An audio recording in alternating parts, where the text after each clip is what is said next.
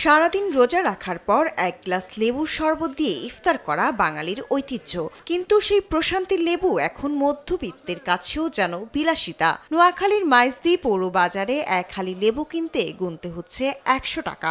আল্লাহ রমজানের শতানটা বান্ধি ফেলা, কিন্তু প্রশাসনের ব্যবসায় শতানটা বাঁধতে পারে না। 100 টাকা, 80 টাকা, 70 টাকার নিচে কোনো সবজি নাই। ভিক্ষা করে পাই 200 টাকা।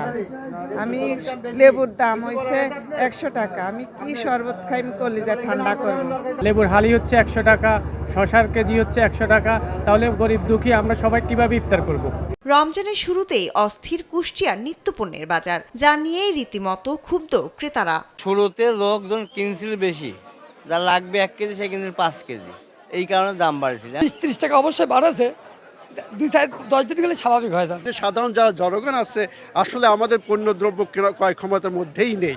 আমরা আশা করি বর্তমান যে সরকারটা আছেন তড়িৎ গতিতে এই বাজার ব্যবস্থার উপরে যেন নিয়ন্ত্রণ আরোপ করে।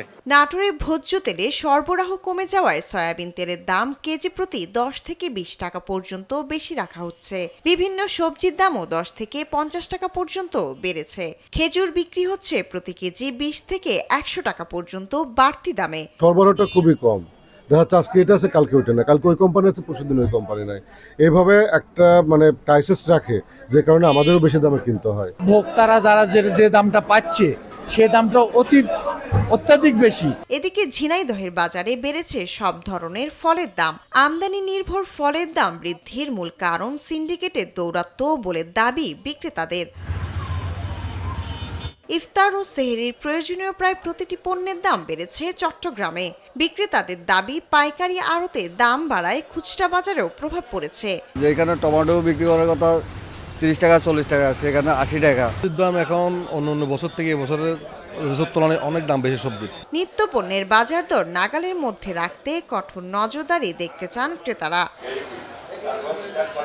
শায়লা খান, নিউজ ডেস্ক, দেশ টিভি।